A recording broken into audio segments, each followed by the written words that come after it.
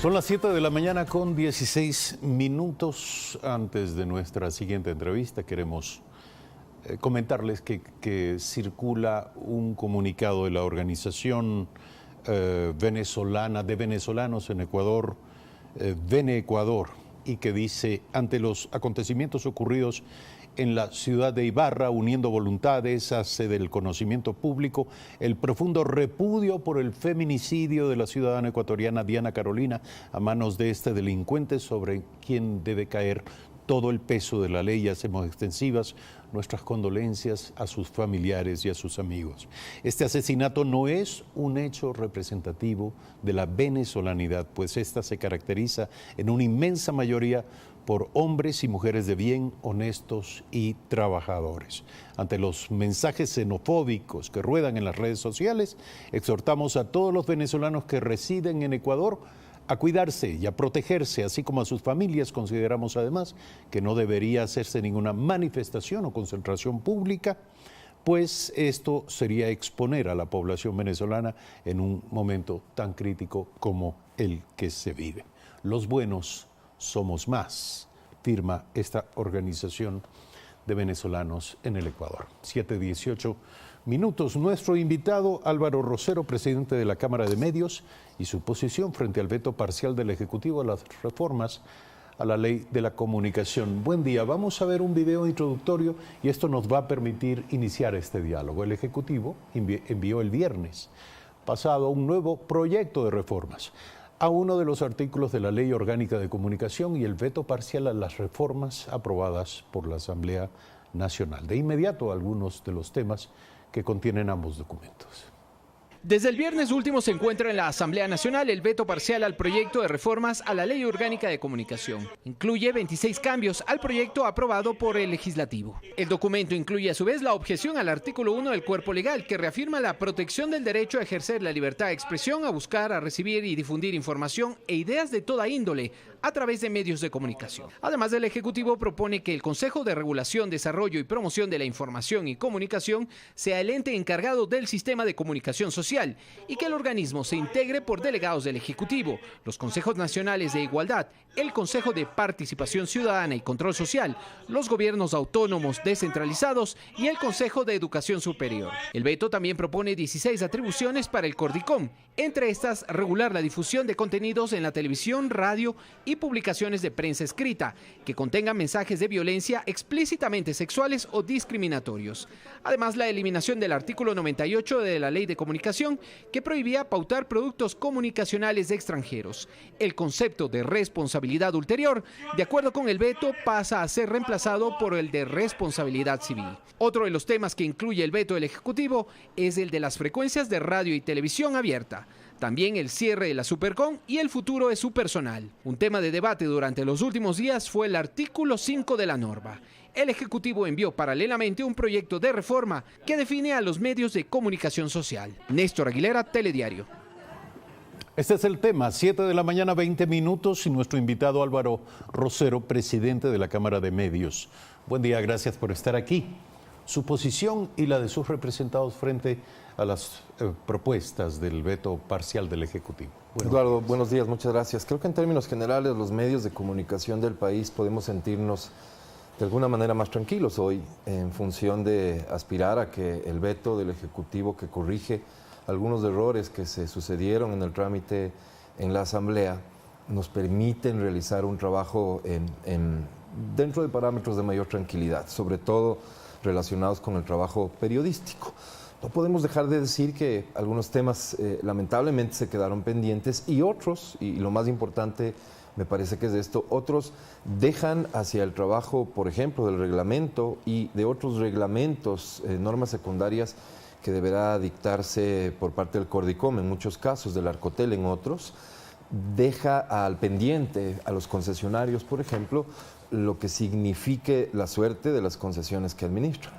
Es decir, ustedes están básicamente conformes con el contenido del veto. Repito, creo que hay algunos temas que se quedaron y en los cuales habría que trabajar. Me parece fundamental señalar la reforma planteada por el Ejecutivo en función de este malentendido que se produce en la Asamblea respecto de un tema que es crucial, la comunicación como servicio público. Habremos de estar pendientes de que el tratamiento en la Asamblea sea lo más ágil posible y que no exista ningún riesgo de que este criterio, que ventajosamente ha sido reconocido por el Ejecutivo, en efecto se lleve ya a la práctica. Decía yo que hay temas pendientes y, por ejemplo, la eliminación del artículo 98 se lo hace con fundamentos relacionados a los compromisos que el Ecuador tiene respecto de mercados internacionales. Algunos países manifestaron su preocupación por este tipo de normas. Y cuando digo este tipo de normas es porque también existía preocupación respecto de lo que se conoce como el 1 por 1. Lamentablemente en este tema no se adoptó la misma medida de eliminación del ¿Ustedes artículo. están de acuerdo con la eliminación del artículo 98? Nosotros estamos totalmente de acuerdo con que el país se abra a todas las posibilidades que significan inversión. Estamos totalmente de acuerdo con que nuestra industria... Aunque ello represente de poner medidas de protección a la producción nacional.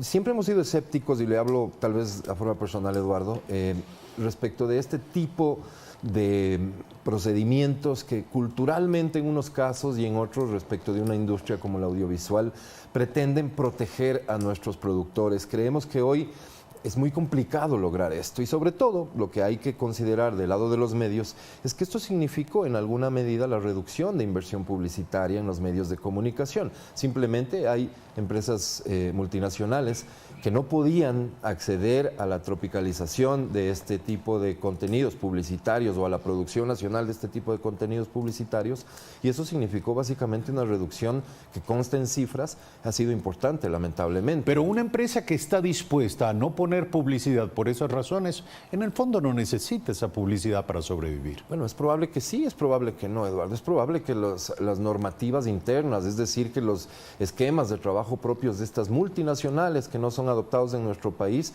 obligan a este tipo de decisiones, no precisamente considerando algo que no incide o que puede ser favorable. Lo que está claro es que si no existe comunicación alrededor de un producto, difícilmente va a conservar sus estándares de ventas en el mercado. Eso está claro, eso es un concepto. Y luego, ¿esto a quién perjudicó? A los medios de comunicación y creemos que a la economía en general, porque al reducir el consumo evidentemente nos vemos perjudicados todos. Estamos conscientes, sin embargo, de que ha existido una importante mejora en cuanto a los servicios que este tipo de profesionales ofrecen en el Ecuador. Es decir, muchos probablemente lo que requerían es una oportunidad, una mejor formación. Hoy tenemos una realidad distinta y seguramente la competitividad va a permitir que los trabajos que se lograron, que los logros que obtuvieron se mantengan. No tiene por qué ser distinto. Lo que se abre es la posibilidad para que otro tipo de contenidos producidos fuera, muchas veces, insisto, por políticas de empresas multinacionales, puedan ser transmitidos en medios. Contenidos no necesariamente publicitarios. Bueno, pero sobre todo publicitarios, Eduardo, que es en lo que se ha enfocado la industria fundamentalmente. No quiero concluir este diálogo sin tocar un tema que tiene relación con las grandes preocupaciones de la jornada, del momento. Y tiene que ver con estos brotes de xenofobia, de violencia callejera, con estos, con estos desbordes en el comportamiento de las comunidades respecto de los casos de violencia que están ocurriendo en el país. Usted es representante de una Cámara de Medios y cuando hablamos, como hablábamos hace un instante con el secretario del presidente de la República, Juan Sebastián Roldán, él hablaba de pedagogía pública, de educación pública, y hay que decir que no existe otro instrumento de pedagogía pública, instrumento real, que los medios de comunicación. Yo le quiero preguntar, ¿ustedes reflexionan respecto de lo que está aconteciendo? ¿Vislumbran algún género de compromiso, de comportamiento, de respuesta y reacción como Cámara de Medios? Bueno, yo siento que los medios de comunicación han sido capaces a lo largo de la historia de asumir sus errores y de plantearse retos respecto de lo que la sociedad nos plantea día a día.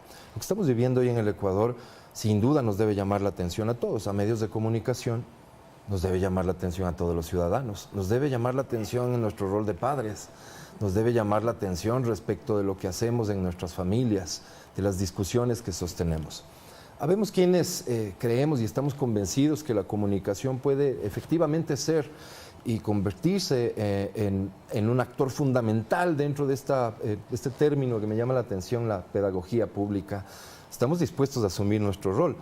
Lo que no se puede confundir, sin embargo, Eduardo, con el hecho de creer que a través de políticas públicas los medios de comunicación puedan efectivamente uniformar un comportamiento. ¿Y a qué me refiero concretamente? Dentro del tema que estamos hablando, la reforma a la Ley Orgánica de Comunicación, se han hecho importantes cambios y se deja la puerta abierta para que efectivamente se trabaje en contenidos educativos que puedan ser transmitidos de manera eficiente por los medios de comunicación.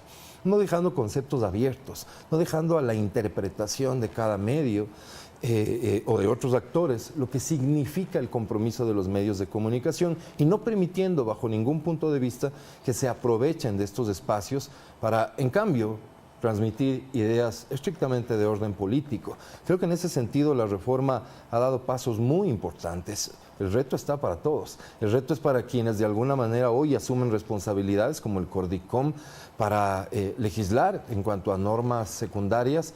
¿Cuál podría ser el rol frente a estos temas? El reto está para los medios de comunicación, para ustedes los comunicadores. Eduardo, yo estoy convencido de que la gran mayoría hemos estado y estaremos a la altura de los retos. Ahora, la lucha contra el feminicidio, la lucha contra la xenofobia, la lucha contra la intolerancia y contra toda forma salvaje de violencia social no admite matices, no admite matices. Hay una sola posición posible y esa posición es ser explícitamente educadores de la sociedad, alertar, llamar la atención.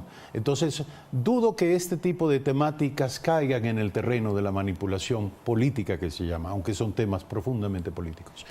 Pero dudo personalmente que eso sea así. Hoy la sociedad ecuatoriana está reclamando definitivamente cambios de fondo, cambios sustanciales, y en ellos los medios de comunicación tienen un rol fundamental. Eduardo, si me permite, habemos quienes desde los medios estamos convencidos que el tratamiento de temáticas, por ejemplo, respecto a la educación sexual, son fundamentales. Todavía son temas tabús en nuestra sociedad. Todavía la gente no habla con sus hijos respecto de sexualidad por llevarse de una lógica de no abrirles los ojos a muchachos, adolescentes. Los índices, las estadísticas nos demuestran que la iniciación sexual en nuestros hijos es realmente a edades que no quisiéramos aceptar. La lamentable cifra de embarazos en adolescentes. Es decir, creo que tenemos retos fundamentales respecto de este tema, pero jamás vamos a suplir el rol que los padres tienen respecto de la formación de sus hijos. Y esa responsabilidad me parece que la podemos manejar de manera compartida.